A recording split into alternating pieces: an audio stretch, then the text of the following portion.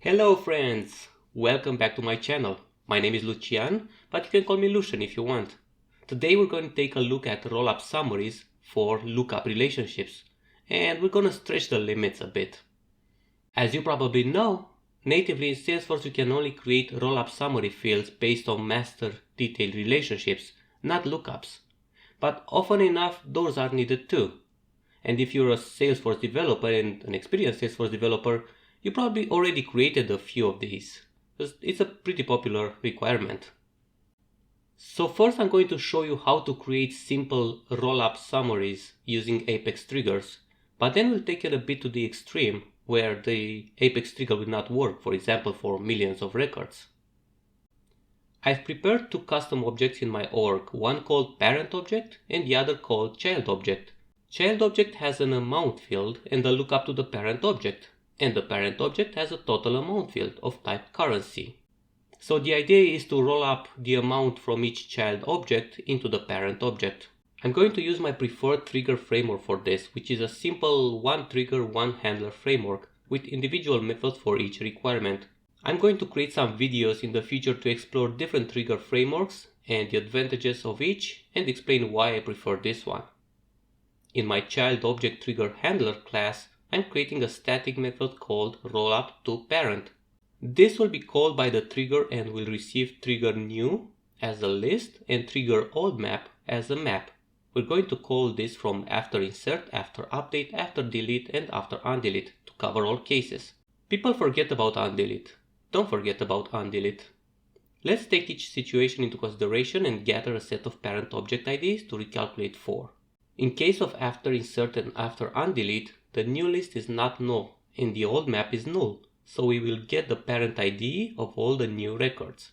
In case of after delete, the new list is null and the old map is not null, so we'll gather all the parent IDs from the old records. In case of after update, we need to take a decision about which method to use to calculate. One option is to try to detect if either the lookup field or the amount field has changed and only recalculate in that case. This method is a bit more efficient since it can save a SOCL query, but it's not error correcting because it will not recalculate if you don't change one of those fields and the existing total value might be wrong. So I usually prefer the second method, which will attempt to recalculate even if those fields are not changed and set the correct amount. If you're using this method, you can backfill all data with a simple mass update with no changes on child object. Now that we've gathered all the parent IDs, we need to calculate the totals. First, let's check we have something in the parent ID set, so we don't make a query unnecessarily. Then extract the data with a query and a subquery. At this point, I want to create a new list of parent object records to update. I'll go through the extracted parent list, then through each child with a second for to calculate the total amount. Don't worry about the 4 in 4 in this case, it's not inefficient because it goes through the tree structure. Check my previous video to see more details. In order to not make DMLs unnecessarily, I verify if the calculated total is different from the old version and only add to the update list if the values differ. Finally, we will update the list of parents, but only if it's not empty. In order to run this method, we'll add it to the child object trigger to run after insert, after update, after delete, and after undelete. That should be it.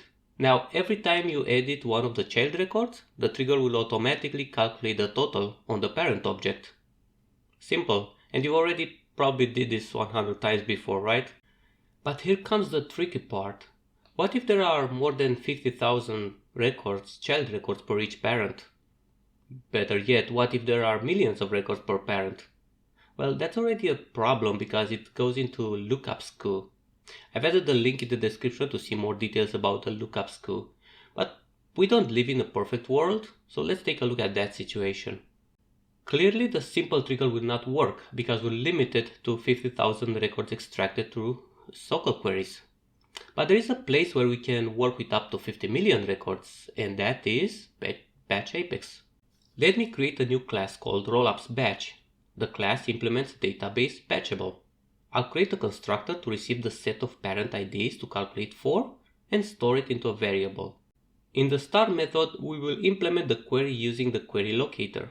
We extract all the children of the provided parents. Now each execute method will receive a batch of the extracted child records.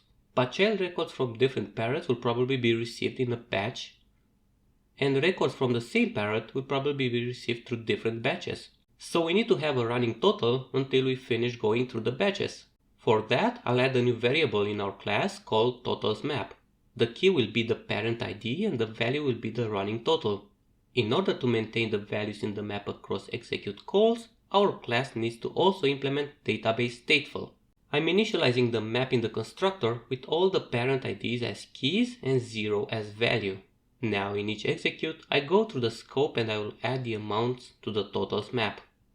To finally save the values in the finish method, I extract the parent record to verify if the totals match, and if they don't, I update the record.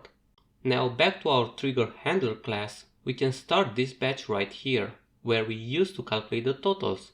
I'm going to set the batch size to the maximum allowed of 2000, since the execute method does not contain queries, DMLs, or other complicated logic. Now let's test our batch Apex code. If we look at this parent account, it has quite a few children, but the total amount field is empty. Let's go and edit one of the children. We don't need to change any values. The way we've implemented will make sure to recalculate. Now after a bit of waiting, we can refresh the parent record and see the totals populated. This new method changes the calculation from real time to near real time, since the batch Apex can take a bit of time to recalculate. But it has a downside. If you're updating child objects too often, you might end up with too many batches started.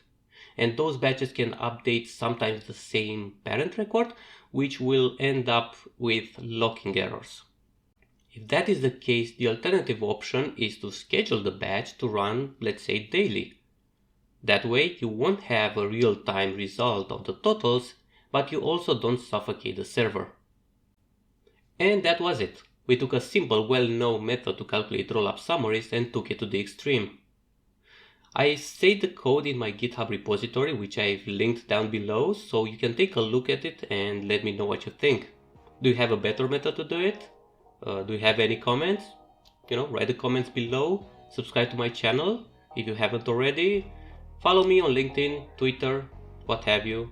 And I'll see you soon. Thanks for watching and keep coding.